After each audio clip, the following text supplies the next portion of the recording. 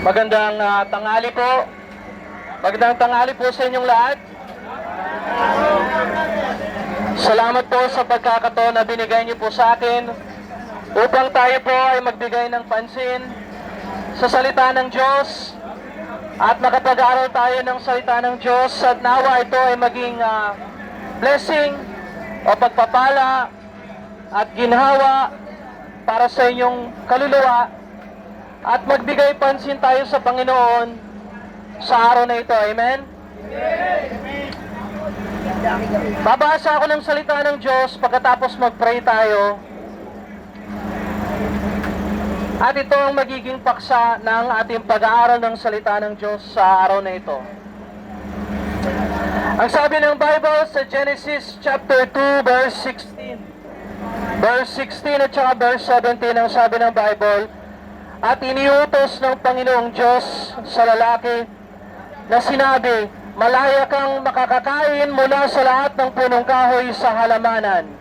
Subalit, mula sa punong kahoy ng pagkakilala ng mabuti at masama ay huwag kang kakain. Sapagkat sa araw na ikaw ay kumain niyon, ay tiyak na mamamatay ka. Yuko natin ang ating ulo, pikit ang mata at tayo ay humingi ng tulong sa Panginoon, lumapit sa Kanya sa pamamagitan ng pananampalataya. Dakilang Diyos, salamat Lord sa araw na binigay niyo sa amin. Salamat Lord sa pagkakataon na binibigay niyo po sa amin sa grasya ninyo sa araw na ito. Tulungan niyo po kami na maunawaan ang salita ng Diyos. Tulungan niyo kami na ang grasya ng Diyos ay, at ang kapayapaan ng Diyos ay sumaamin Lord. Bigyan niyo po kami ng linaw at liwanag ng salita ng Diyos upang maunawaan namin ang kahumagan ng mga bersikulong ito, ang konteksto, ang pangunawa nito at lalo na ang lagay namin sa buhay namin ang katotohanan na matatanggap po namin sa salita ng Diyos sa oras na ito. Lord, i-bless niyo po ang bawat isa na nandito, Lord. Tulungan niyo po kami. At kami po hindi makakalimot na magbigay ng pasasalamat at magpupuri sa inyong pangalan. Dakila kayo Diyos, salamat sa inyo. I-bless niyo po kami alang-alang kay Yesu Kristo. Amen. Amen. So sa Genesis chapter 2, kung baga ang unang aklat ng Bible ay yung Genesis, at ang ibig sabihin ng Genesis ay panimula o simula. Natural, binabanggit ng salita ng Diyos yung Genesis ay simula ng lahat ng mga bagay at simula ng paglikha ng Diyos ng lahat. Maliban lang, siyempre, walang simula, wala rin katapusan ng Diyos. So, ang Genesis ay patungkol sa paglikha ng Diyos ng lahat, maliban lang ang kanyang sarili sapagkat ang Diyos ay walang simula at wala rin katapusan. Pagkatapos sa Genesis chapter number 2, nagbigay ng expansion ang Diyos, nagbigay pa siya ng mas marami pang detalye patungkol sa paglikha ng lahat. At kung babasahin mo ang Genesis chapter 2, makikita mo na nagtanim ang Diyos ng isang halamanan o isang hardin na ang tawag ay Eden. At ang ibig sabihin ng Eden ay kasiyahan o katuwaan.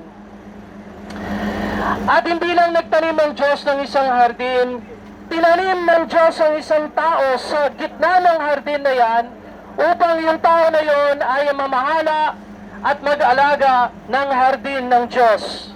Alam ba natin kung anong pangalan ng tao na yon? Si Adan. Very good. Thank you.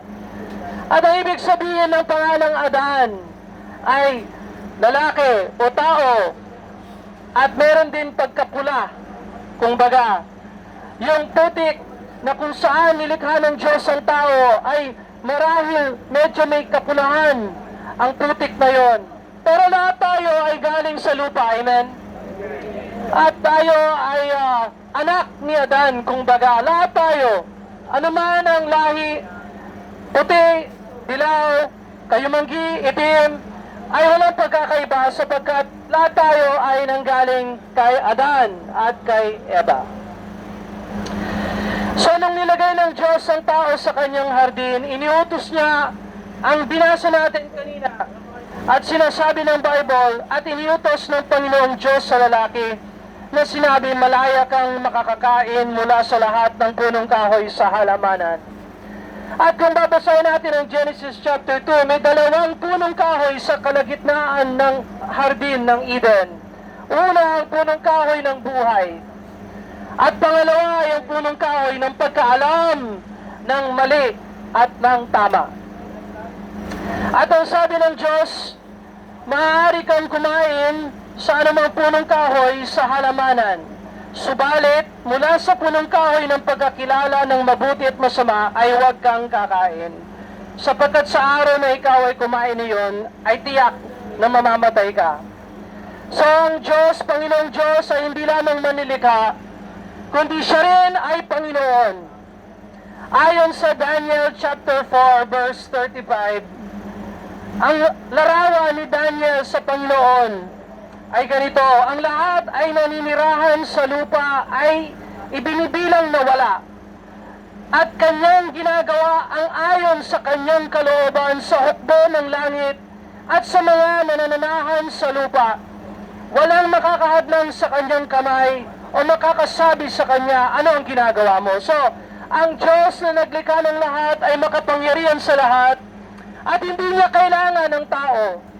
In fact, ang tao ang nangangailangan sa Diyos. Amen? Tayo ang hindi makakabuhay kung wala tayong Panginoong Diyos na nagmamahal sa atin at nagbigay sa atin at nagpahiram sa atin ang ating buhay. At dito ang Panginoong Diyos ay, sabi ng Bible, binibilang na wala ang kanyang mga nilikha. Ang kanyang ginagawa ayon sa kanyang ginagawa ang ayon sa kanyang kalooban. Ang buong hukbo ng langit at lahat sa mga nananahan sa lupa. Bilang mo sa ang Panginoong Diyos ay ang makapangyarihang sa lahat. At siya ang may karapatan upang tayo ay bigyan ng utos. Upang tayo ay magpasakop sa kanyang otoridad. Siya ang manlilikha at siya ang Panginoon. Kaya nung nakita niya si Adan, sinabi niya kay Adan, Adan, pansinin mo sa hardin lahat ng punong kahoy, pwede mong kainin. Pero lang ang isang punong kahoy, at yan ay yung punong kahoy ng kaalaman ng mali at tama. Ganon din ang patotoo, hindi lamang ni Daniel sa pagkatao o sa katauhan ng Diyos, pati rin si David, sabi sa Psalm 148, verse number 6, verse 5 and 6, ang pangalan ng Panginoon ay purihin nila sapagkat siya ang naguutos at sila'y nalikha at kanyang itinatag sila magpakailanman. Siya'y gumagawa ng pasya at hindi mapapawi. So ang Panginoon, siya ang purihin sapagkat siya ang nagbigay ng utos. Karapat-dapat lang na ang Diyos ang may otoridad upang magbigay ng utos. At tayo bilang kanyang mga nilikha ay dapat sumunod sa kanyang utos. Lahat ng hukbo ng langit, ang bituin, ang araw, ang buwan ay sumisikat lamang yan dahil sa kautusan ng Diyos. Ang hangin, ang lupa, ang tubig ay kumikilos dahil sa utos ng Diyos. Lahat kumbaga mga hayop, mga halaman ay namumunga at nabubuhay dahil sa kautusan ng Diyos. Ang kautusan ng Diyos ay likas sa Panginoon dahil siya ang Diyos na manilikha. Ang problema, ang tao na nilikha ng Diyos ay ayaw magpasakop sa Diyos. Amen?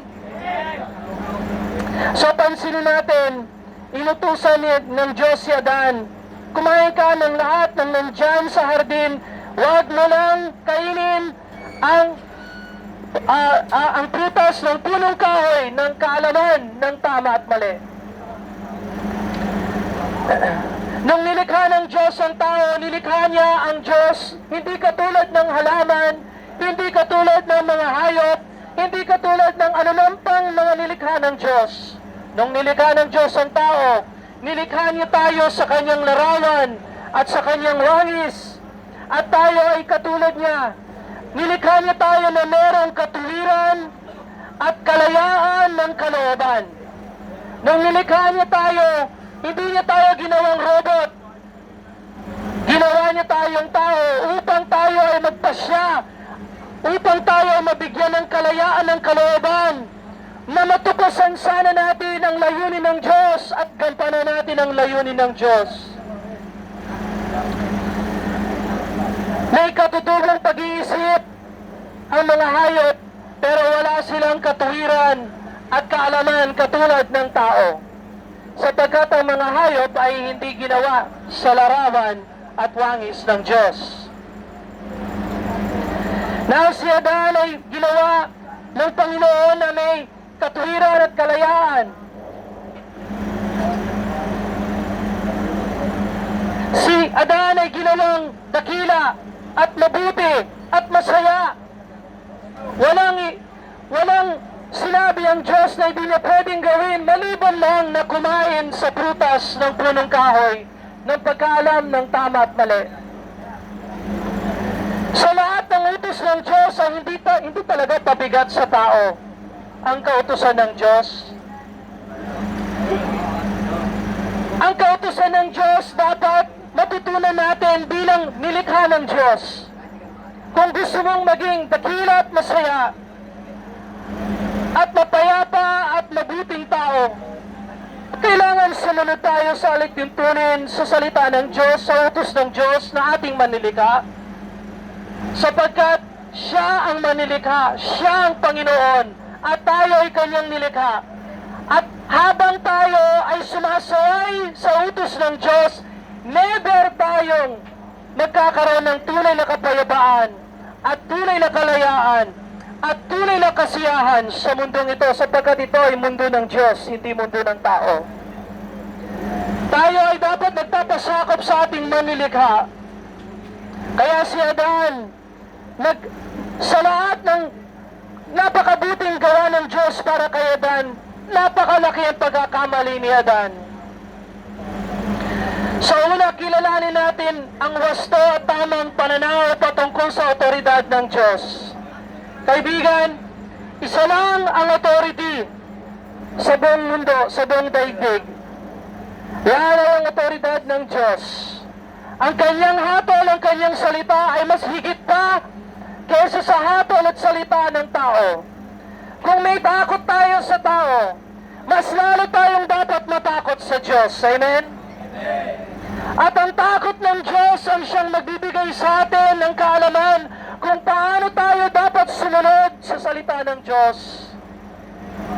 Kawawa si Adan dahil hindi siya kumilos nang may takot sa Diyos. Pero dapat ngayon kilalanin natin ang otoridad ng Diyos.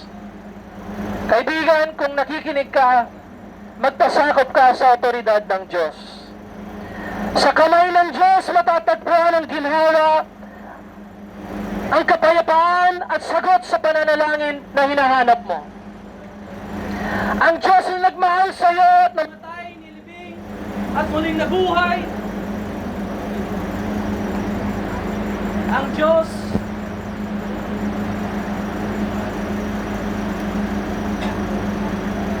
na inialay niya ang kanyang buktong na anak.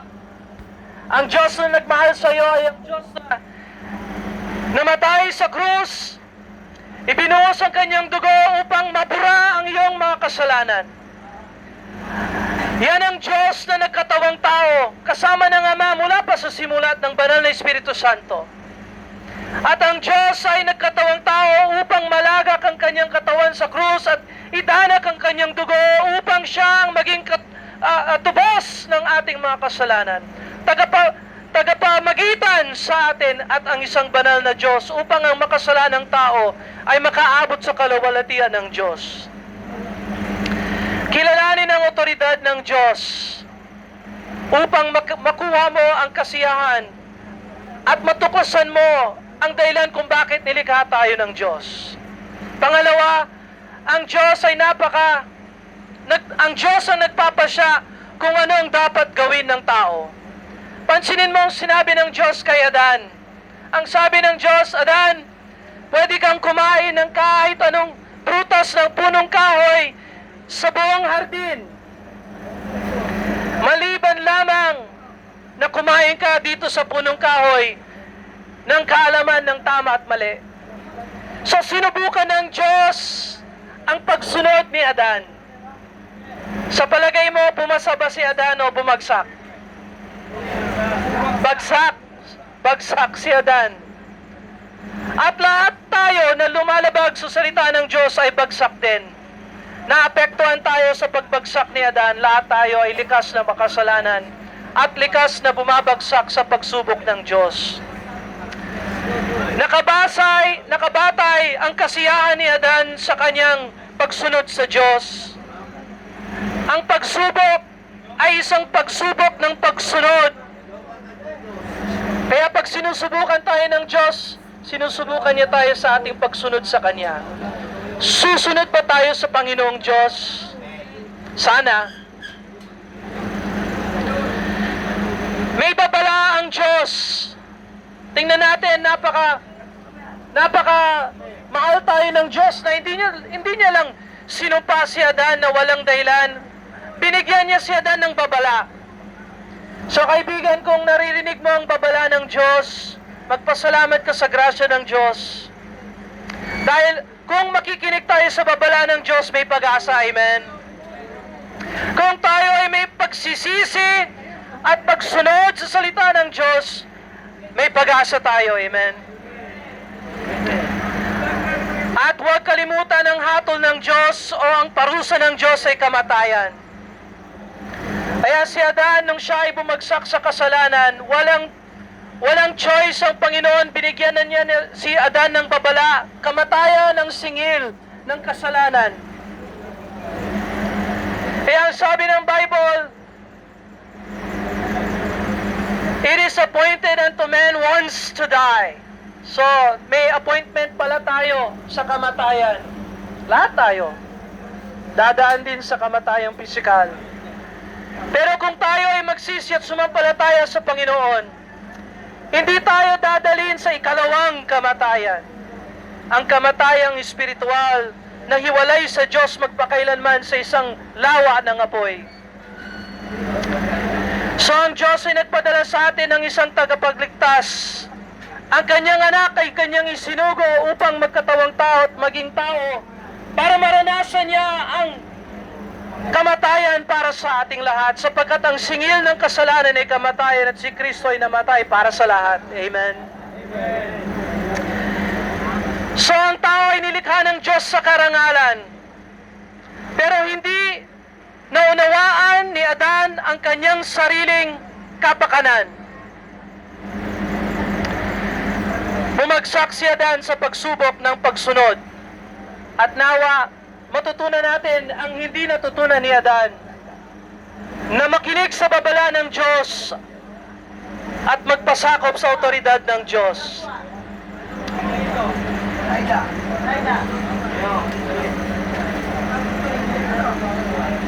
Salamat sa pakikinig ninyo sa salita ng Diyos. Yuko tayo, pikit natin ang mata, manalangin tayo sa Panginoon. Dakilang Diyos, salamat Lord sa pagkakataon na binigay niyo po sa amin upang kami po ay makapag-aral ng salita ng Diyos. Salamat Lord sa inyong kabutihan sa amin at nakarinig kami ng magandang balita ngayon. Nawa Panginoon, may marami na sumunod at magpasakop sa otoridad ng Diyos at sumunod sa salita ng Diyos na kailangan namin na magsisi at sumampalataya sa Panginoon bilang aming tagapagligtas. Lord, magligtas po kayo ng marami. Baguhin niyo po ang aming isip, ang aming puso, ang aming pananaw. Bigyan niyo po ng pag-asa ang marami at ginhawa, Lord, sa kanilang pagsubok. Dakilang Diyos, bigyan niyo po ng panustos sa mga pangangailangan ng nangangailangan, Lord. Hilom, Panginoon, sa katawan at isip. At Lord, bigyan niyo po kami ng tagumpay sa Panginoong Jesucristo sa araw na ito, Lord. Umaasa po kami sa inyo, sa inyong kabutihan sa amin. Hindi ho kami nakakalimot na magbigay ng pasasalamat at pagpupuri sa inyo dahil sa inyong grasya sa amin sa araw na ito. Lord, i-bless you po kami, hindi po kami karapat-dapat. Pero salamat sa inyong mahabagin na ginhawa at grasya.